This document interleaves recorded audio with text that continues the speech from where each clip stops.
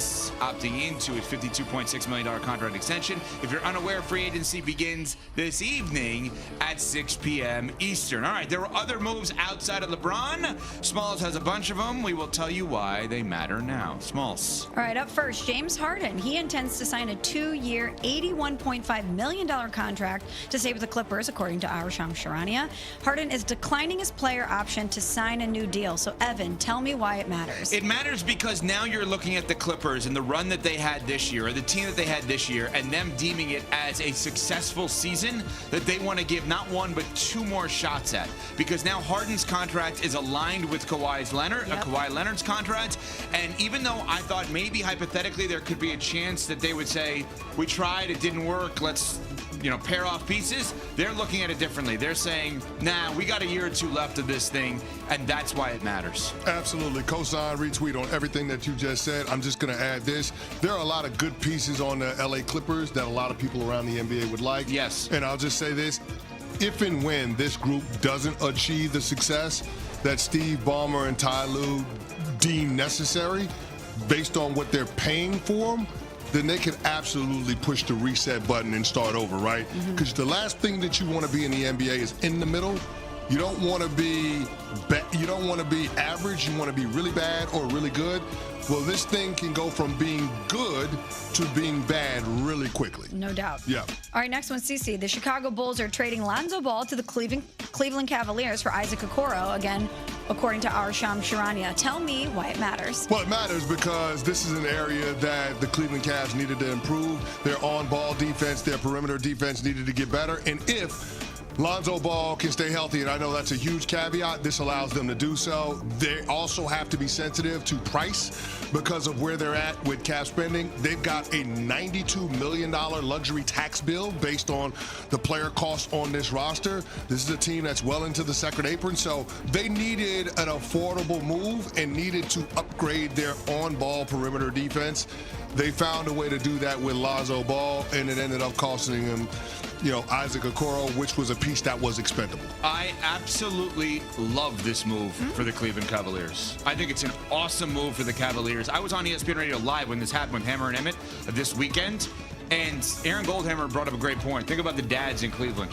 You got Shedeur with Dion, and you got Lonzo with LeVar. But from a basketball perspective, he's exactly what they need, as you were talking about. Defense first, passing first, three-point shooting if he's healthy. Awesome move, especially with Darius Garland out. Makes a lot of sense next to Donovan Mitchell. Let me just say this. The Chicago Bulls may be the dumbest team in the NBA. More than New Orleans? Mark Silverman, Waddle and Sylvie, weekdays, afternoons, ESPN 1000 in Chicago, has been texting me and talking to me about this for the better part of the last year. And he's been saying to me, you don't understand how dumb they are. I said, I guess I don't. This is such a dumb move. They had Lonzo Ball, Alex Caruso, DeMar DeRozan, and Zach LaVine all on their team. They traded all four guys. They got one pick back. It was their own. And they got that pick back after they had the entire season. If you get your pick back before the season, you can go into tank mode. They didn't do that. This makes absolutely no sense for them. They are so dumb in the way that they're operating. I would hate to be a Bulls fan right now. And I love Billy Donovan, and they have good players on their team. I can't believe how poorly they are run right now. Yeah, imagine being a Bulls fan and a White Sox fan, same ownership group. Oh. Brutal. You better hope Caleb Williams pans out. CC, Bobby Portis intends to sign a 3-year, $44 million contract to return to the Milwaukee Bucks with a player option for 27-28. Tell me why it matters. Well, it matters because you want to try to keep as many friends as Giannis as you possibly can in order to sell him on the organization's long-term plans to get him back to the championship rounds, right? And with the impending free agency of a lot of players on that roster, Kevin Porter Jr., Gary Trent Jr., Brook Lopez, they needed to lock in one of those guys that Giannis has familiarity with. And Bobby Portis is a fan favorite. He's somebody that is in the conversation for Sixth Man of the Year every single season. And he's a piece that you would need to keep you in that realm of championship contention. So I love the move for the Milwaukee Bucks. We'll see whether or not it's enough. We'll have to wait for the rest of the dominoes to fall and to get the full vision, the full breadth of what the Milwaukee Bucks front office is doing this summer. But it's a good start to their free agency because they had to find a way to retain one of their own. Totally agree with everything you said. I don't expect Brook Lopez to be back there next year. Yeah. I expect him to consider other offers, specifically the Lakers, is what I would say. This obviously is, we can assume that this is what Giannis wants. There's no beef between Giannis and the Bucks at all. They're all on the same page. Giannis has an event tomorrow in Greece, Thanasis podcast with Thanasis, his brother. I know there's members of the Bucks, or at least a member of the Bucks organization that'll be there. Like, this is not some sort of beef. This is all on the same page. I'll throw one other thing at you, CC, and it's going to bother you because I know you want this guy in a reclamation project with the Lakers. If you're the Bucks, do you get in the DeAndre Ayton conversations? Bobby Portis is fine coming off the bench. Yeah. If you say to Giannis, hey, we're scratching and clawing, finding ways to get this team better. They should. We just signed a #1 overall pick who you can help make good. They should. They absolutely should. Right? It's not a bad idea. I mean, there's a lot of talent with DeAndre. Yeah, you just got to get him out of the driveway during a snowstorm. Got stuck, literally. The guy got stuck in his driveway in a snowstorm. It feels like he's been in the NBA forever. DeAndre Ayton, 26 years old. Gosh, it does feel like it's weird. He's been stuck in his driveway for 27 years. I'm just saying, like, that's a lot of talent. That really happened, though, by the way. I remember that. Why do you always keep up bringing up? How do you not bring that up? That's a great point, but just because if you wanted that, like the epitome of what happened to this guy, in the best light. No, doesn't. It doesn't. Last one, Ev. Julius Randle intends to sign a new 3-year, $100 million deal. Naz Reid intends to sign a new 5-year, $125 million contract to stay with the Wolves. Tell me why this matters. Okay, it matters because I'm going to defer to Minnesota Timberwolves fan Chris Canty in a second, even though he's a Lakers fan.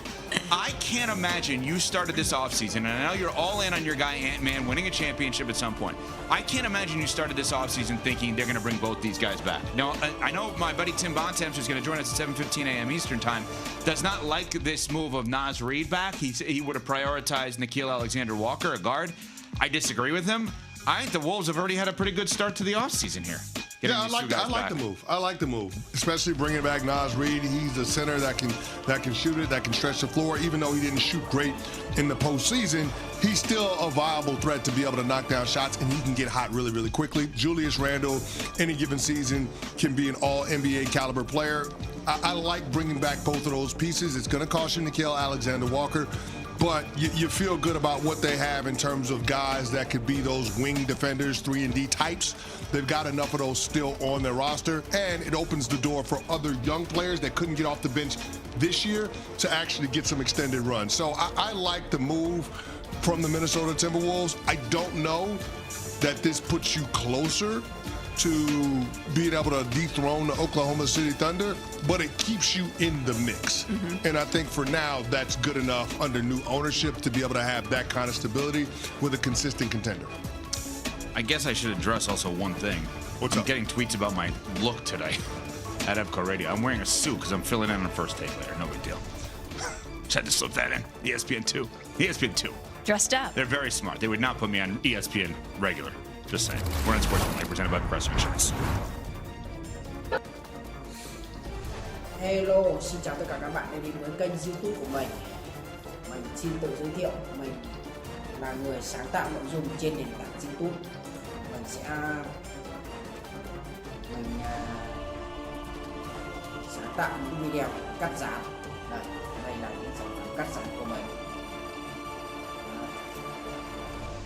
Nội dung của mình làm trên kênh chính là cắt dán.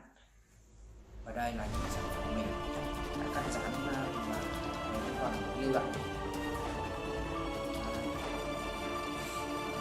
Đồ vật của mình sẽ làm là đồ vật, động vật, con vật, rất nhiều từ khác để kể hết được.